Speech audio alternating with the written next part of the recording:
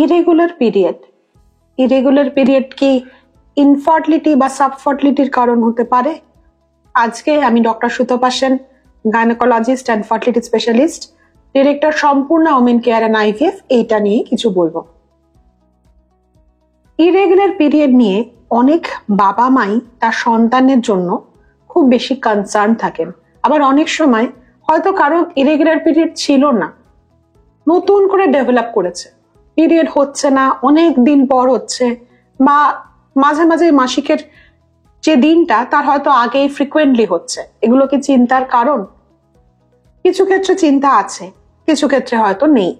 তো কারণটা বুঝতে গেলে আসতে হবে, অবশ্যই ডাক্তারের শরণাপন্ন হতে হবে।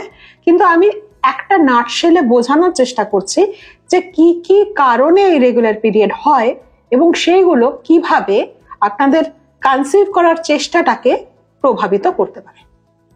একদম প্রথম যেটা সবচেয়ে কমনেস্ট কারণ, সেটা কিন্তু স্ট্রেস। অনেক সময় এরকম হয়, দেখবেন প্রচন্ড স্ট্রেসে আছেন, পিরিয়ডটা যেই ডেটে হওয়ার কথা সেই ডেটে হলো না, পিছিয়ে গেল। আবার অনেক সময় এমন হয় যে ওজন হয়তো অনেকখানি বেড়ে গেছে আপনার, সেটা থাইরয়েড জনিত কারণে হতে পারে বা অন্য কোনো কারণে হতে পারে। সেই কারণেও হয়তো ওজনটা বাড়ার জন্য অনেক সময় ওভুলেশনটা ঠিক সময় হয় না। আবার যদি আপনি ডায়েট করে এক্সারসাইজ করে ওজনটা ঠিক জায়গায় আনেন, দেখবেন যে পিরিয়ড ঠিক হতে শুরু করেছে। তার কারণটা কিছুই না, হরমোনাল কিছু ইমব্যালেন্স দেখা দেয় শরীরে যদি অত্যাধিক আপনি ওয়েট গেইন করেন। নেক্সট যেটা, সেটা অবশ্যই পলিসিস্টিক ওভারিয়ান সিনড্রোম, যেটা নিয়ে আমার ভিডিও আছে। তাও ছোট্ট করে বলছি, পলিসিস্টিক ওভারিয়ান সিনড্রোমে কিন্তু বেশিরভাগ ক্ষেত্রে তিনি বিয়ে করার আগেই, মানে কিশোরী যখন ছিলেন তখন থেকে এই প্রবলেমটা দেখা দেয়। আবার কারো কারো ক্ষেত্রে যদি অত্যধিক ওজন বাড়ে, তাহলেও কিন্তু পরে পিসিওএস এর মতো প্যাটার্ন ডেভেলপ করে। পিসিওএস এ কিন্তু কিছু ক্ষেত্রে কারণ আছে চিন্তা করার, দেখিয়ে নেওয়াটা অত্যন্ত জরুরি।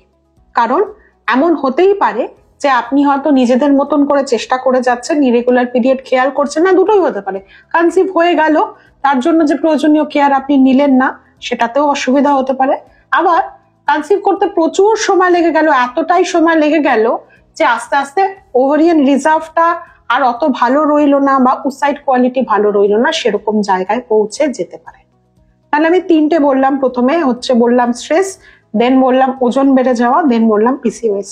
আচ্ছা, আরো দুটো হরমোনাল কন্ডিশন আছে, যে দুটো হরমোনাল কন্ডিশন খুব বেশি ভাবে আমাদের পিরিয়ডটাকে রেগুলার রাখতে হেল্প করে। কাজেই তাদের যদি অসুবিধা হয় মাত্রার, তাহলে ইরেগুলার পিরিয়ড হতে পারে।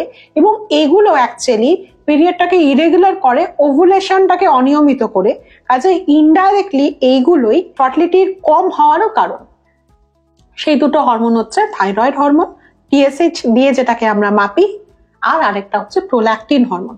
আপনারা সবাই হয়তো জানেন যে যখন ব্রেস্ট ফিডিং করে মায়েরা, তখন প্রোল্যাকটিন লেভেল বেশি থাকে এবং তখন পিরিয়ডও হয় না। তো বুঝতে পারছেন তো যে রিলেশনটা, এবং প্রোল্যাকটিন বেড়ে এই যে পিরিয়ডটা হয় না, ওভুলেশনও না হয় না, এটা কিন্তু ইনডাইরেক্টলি মাকে সেফ রাখে ওই পিরিয়ডে, যাতে আরেকটি বাচ্চা না আসে, যাতে যে সন্তান জন্ম নিয়েছে তার প্রপার কেয়ার হয়। এটা একটা ন্যাচারাল কন্ট্রাসেপশন ব্রেস্ট ফিডিংটা।